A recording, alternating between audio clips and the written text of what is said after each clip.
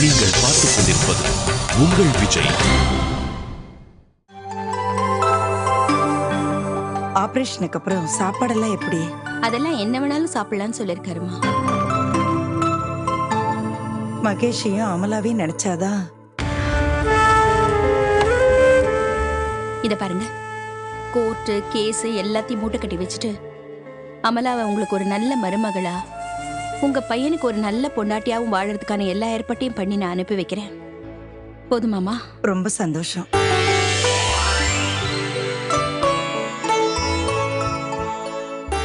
ஷாலினி, கிளம்பலாமாமா? சம்பந்திமா, ஷாலினி அனுப்புறது. அம்மா, நீங்க கவலையே படாதீங்க. நான் இவளை பத்திரமா பாத்துக்கிறேன். இவளுக்கு ஒரு நல்ல மாப்பிள்ளையா பார்த்து கிராண்டா கல்யாணம் பண்ணி வைக்கிறது இனிமே என்னோட பொறுப்பு. நீங்க இவளை கூட்டிட்டு போனது தெரிஞ்ச உடனே மகேஷ் கத்துவான். பரவாயில்ல, நான் அவனை சமாதானப்படுத்திக்கிறேன். ஷாலினி, உன்னை மனசார என்னால அனுப்பி வைக்க முடியல. இருந்தாலும் நம்ம ரெண்டு குடும்பத்துக்கும் நடுவில் இருக்கிற விரிசல் விலகி ஒன்னா சந்தோஷமா நாம எல்லாரும் வாழணும். அதுக்காகத்தான் நான் உன்னை அனுப்புறேன். அம்மா, நீங்க நினைக்கிற மாதிரியே நம்ம எல்லாரும் சந்தோஷமா இருக்க போறோம். கவலையே படாத. சரி, நான் போய் பேக் எடுத்துட்டு வரேன்.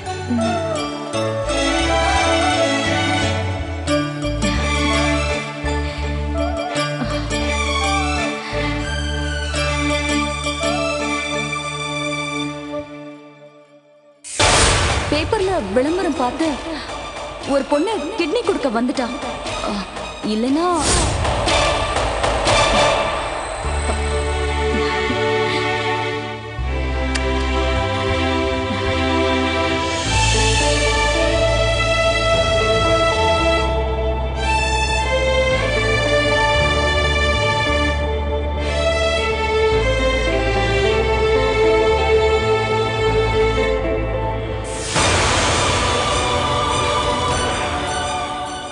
ஓடி வந்து விபூதி இட்டு விடுறா, நெருங்கி போய் ஊதி விடுறா.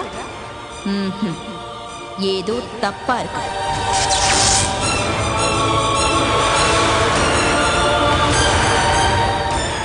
வீட்டு வேலைக்காரியை போய் டிஸ்டர்ப் பண்ணிக்கிட்டு அவ வேலையெல்லாம் முடிச்சிட்டு நாம சாப்பிட்ட பாத்திரத்தெல்லாம் கழுவி வச்சுட்டு ஒரு ஓரமா உட்காந்து சாப்பிட போறா. அவளை போய் சமபந்திக்கு கூப்பிடுறீங்க. இவ்வளவு வருஷத்துக்கு அப்புறம் இப்பதான் மோதிரம் மாத்துறீங்களா?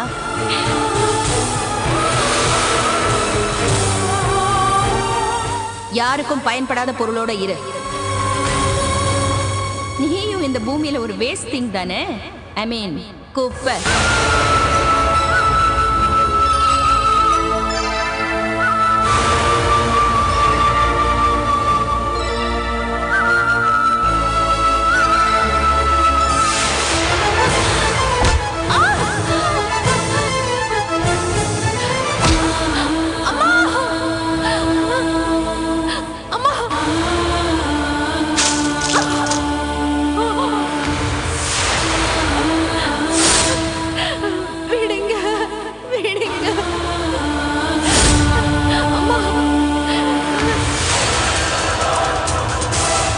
உன்னை சும்மா விட மாட்டேன்.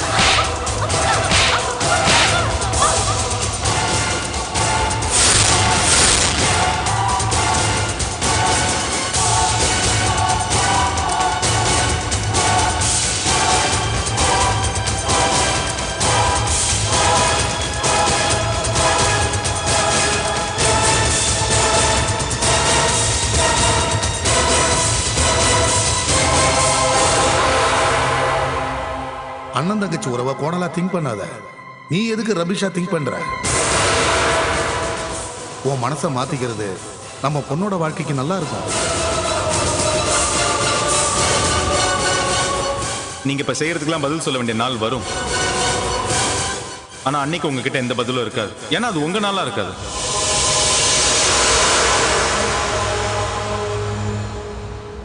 குங்குமப்பூவே கொஞ்சிடும் மகளே, நித்தமும் நீ உயிருக்குள்ளே சக்கரை இனிப்பாய் வெற்றில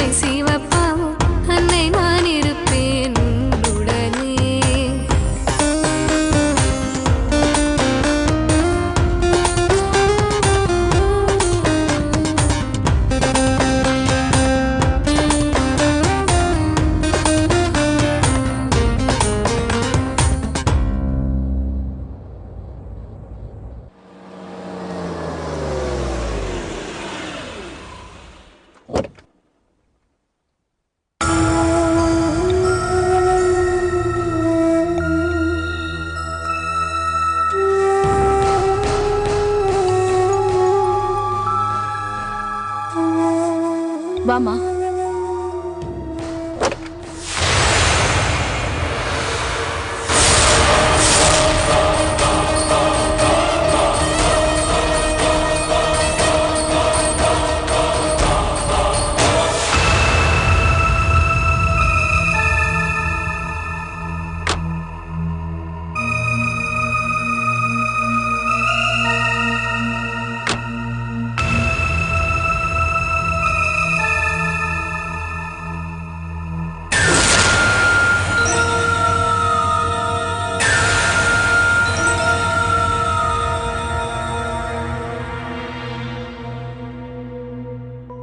ஏமா தயங்குற?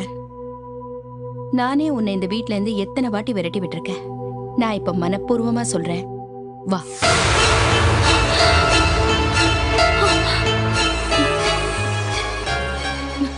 நில்ல. எதுக்கு இவ்வளவு இங்க கூட்டிட்டு வந்த? அமலா, நடந்ததெல்லாம் மறந்துருமா. நேத்து வரைக்கும் ஷாலினி நமக்கு வேண்டாதவதான். ஆனா இந்த நிமிஷத்துல இருந்து அவளும் நம்ம வீட்டு பொண்ணு. உன்ன மாதிரியே ஷாலினி எனக்கு பொண்ணுதான்.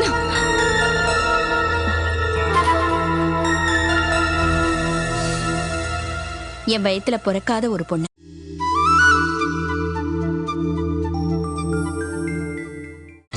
நீங்கள் பார்த்துக் கொண்டிருப்பது உங்கள் விஜய்.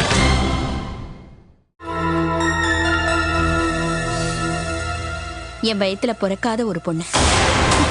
இவ கிட்னி கொடுத்ததுனால உங்க புத்தி மாறி போயிடுச்சுன்னு நினைக்கிறேன். அதனாலதான் இப்படி எல்லாம் பேசிட்டு இருக்கீங்க. அமலா, உனக்கு தான் புத்தி கெட்டு போச்சு. ஷாலினியோட தியாகத்தை புரிஞ்சு உங்க அம்மா இங்க கூட்டிட்டு வந்திருக்கா. அதை புரிஞ்சுக்காம நீ ஏதோ பேசிட்டு இருக்க. உன் மனசை மாத்திக்கிறது தான் நல்லது. ஷாலினி இனிமே நம்ம வீட்டுல தான் இருப்பா. நீ உள்ள வாமா. முடியாது. அமலா, வீட்டுல இருக்க கூடாது. அமலா, என்னமா பண்ற?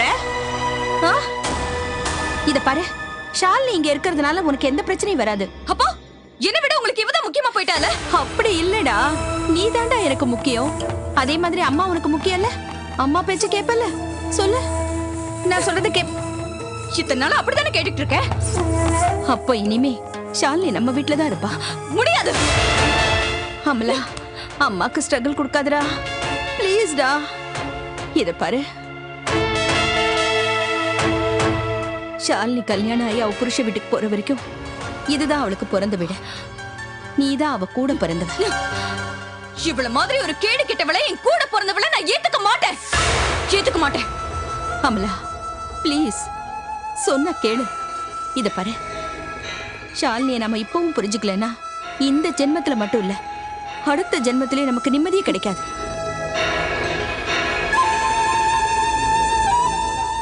நீ வாமா. மா, என்ன பண்ற?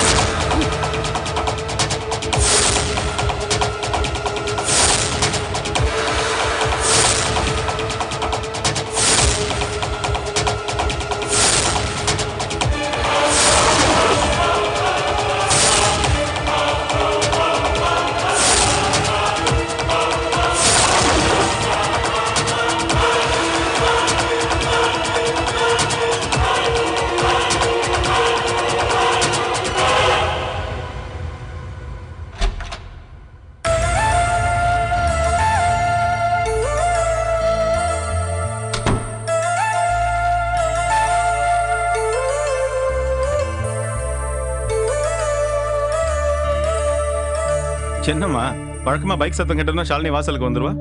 காலையில் நான் திட்டிட்டு போயிட்டேன்னு கோவமா இருக்கலா? அதான் அவளுக்கு கொடுக்கலான்னு புதுசாக ஒரு ட்ரெஸ் வாங்கிட்டு வந்தேன். வாங்க, 2 பேரும் சேர்ந்தே போய் கொடுப்போம். ஷாலு. மகேஷ், ஷாலினி இங்க இல்ல. இல்லையா? ஏன், எங்க போயிட்டா? அது அந்த வீட்டுக்கு போயிருக்கா. நான் தான் அவளை அனுப்பக்கூடாதுன்னு அவ்வளவு தூரம் படிச்சு சொன்னல. இருந்தாலும் நான் இல்லாத நேரத்தில் அந்த காணல் வந்து கேட்டதும் அனுப்பிச்சு வச்சிட்டீங்களா? அது கர்னல் வல்லப்பா. அமலாவோட அம்மா வந்திருந்தாங்க. வந்தா அமுச்சு வச்சிருவீங்களா? ஏமா உங்களுக்கு கொஞ்சம் கூட அறிவுங்கிறதே இல்ல? கசாப்பு கடைக்காரன் கூடவே ஆட்ட அமுச்சு வைக்கிற மாதிரி அந்த பொம்பளை கூட போய் ஷாலினி அமுச்சு வச்சிருக்கீங்களே. இல்லப்பா, அமலாவோட அம்மா பழைய மாதிரி இல்ல, ரொம்ப மாறிட்டாங்க. ஷாலினியை கட்டிப்பிடிச்சு அழுது மன்னிப்பெல்லாம் கேட்டாங்க. மன்னிப்பு கேட்டாங்க? அவங்க கேட்டோன்னே அதை அப்படியே நம்பிட்டீங்களா? அதெல்லாம் அதெல்லாம் வெறும் நடிப்புமா. இல்ல மகேஷ், அவங்க கண்ணுல பாசம் தெரிஞ்சது, அவங்க வார்த்தையில உண்மை தெரிஞ்சதுப்பா. ஷாலினி தான் தனக்கு மறுஜென்மம் கொடுத்தான்னு தெரிஞ்ச உடனே மனப்பூர்வமா அவங்க மன்னிப்பு கேட்டாங்க. என்ன எதுவா வேணாலும் இருக்கட்டுமா, ஆனா ஷாலினி போனா அந்த வீட்டுல அவன் நிம்மதியை கிடைக்கிறதுக்காகவே ஒருத்தர் காத்துட்டு இருக்கால, அதை மறந்துட்டீங்களா? அவங்க அமலாவை இங்க அனுப்பி வைக்கிறேன்னு சொன்னாங்கப்பா. எதுக்கா? உங்க நிம்மதியோ என் நிம்மதியோ ஒரேடியா கெடுக்கிறதுக்காமா? எல்லாத்துக்கும் ஒரு மாற்றம் உண்டு மகேஷ், அது என் மனசுக்கு தோணுது. எல்லாருக்கும் மாற்றம் இருக்கும்மா, ஆனா அந்த ப்ரொஃபஸருக்கும் அவங்க பொண்ணுக்கும் என்னைக்குமே மாற்றம் இருக்காது. நான் இல்லாத நேரமா பார்த்து வீட்டுக்கு வந்து ஷாலினியை கூட்டிட்டு போயிருக்காங்கன்னா கண்டிப்பா ஏதாச்சும் ஒரு பெரிய காரணம் இருக்கும். அவங்கள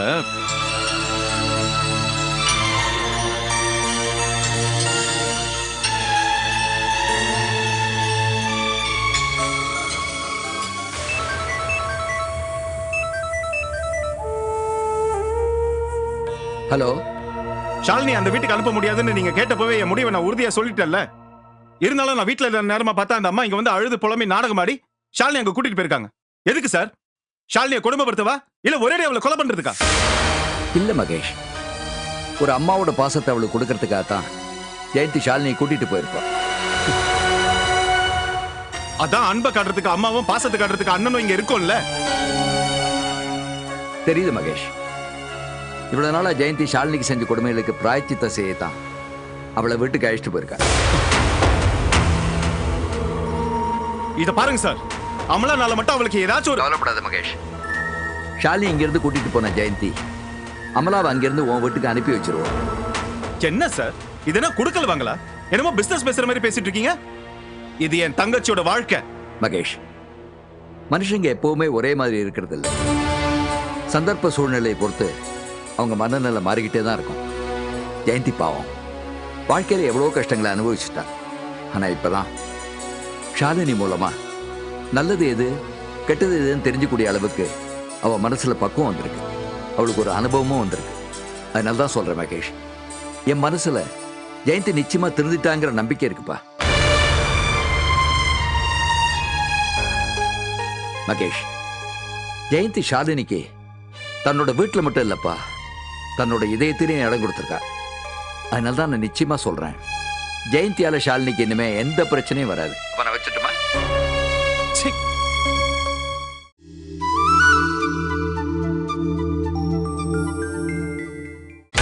நீங்கள் பார்த்துக் கொண்டிருப்பது உங்கள் விஜய். அவர் பேச வேண்டியதெல்லாம் பேசி அவர் காரியத்தை மட்டும் சாதிக்க பாக்குறாரு. என்னம்மா நடக்குது இந்த வீட்டுல?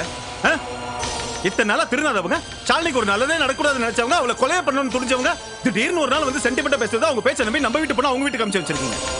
இதெல்லாம் ஒரு பிளான் உங்களுக்கு கொஞ்சம் கூட புரியலையாமா? என்னத்த? ஆனா ஒண்ணு, என் தங்கச்சிக்கு மட்டும் ஏதாவது ஒண்ணு நடந்துச்சு,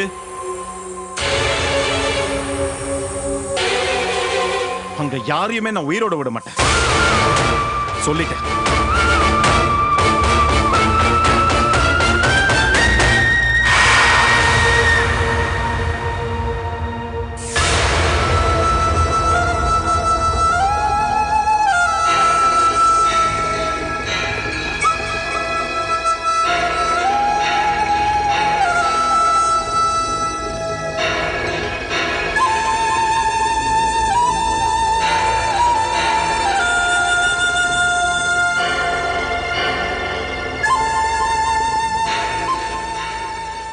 நீ என்ன யோசிக்கிற, உன் மனசுல என்ன இருக்குன்னு எனக்கு எல்லாம் தெரியுமா. உன் மேல எந்த தப்பும் இல்லை, இது எல்லாமே நான் செஞ்ச தப்பு. ஆனா தப்பு பண்ணாத மனுஷங்களே கிடையாதே. நாம செஞ்சது தப்புன்னு தெரிஞ்சும் திருத்திக்காம இருந்தா அதுக்கு மன்னிப்பே கிடையாது. அப்போ உங்க தப்ப திருத்திக்கிறதுக்கு தான் அவளை இங்க கூட்டிட்டு வந்திருக்கீங்களா? ஆமாமா, இவ்வளவு நாளா ஷாலினியை தப்பா புரிஞ்சுக்கிட்டு எவ்வளவோ டார்ச்சர் பண்ணிருக்கேன். ஏன் கொலை பண்றதுக்கு கூட துணிஞ்சிருக்கேன். இது எல்லாமே தப்புன்னு எனக்கு இப்பதான் புரியுது. நான் சொல்றது எதுவுமே உனக்கு பிடிக்காது. அதே மாதிரி ஷாலினி கிட்ட அன்பு காட்ட உன்னால முடியாது. அதனால நீ இந்த வீட்டை விட்டு வெளியில போறதுதான் நல்லது.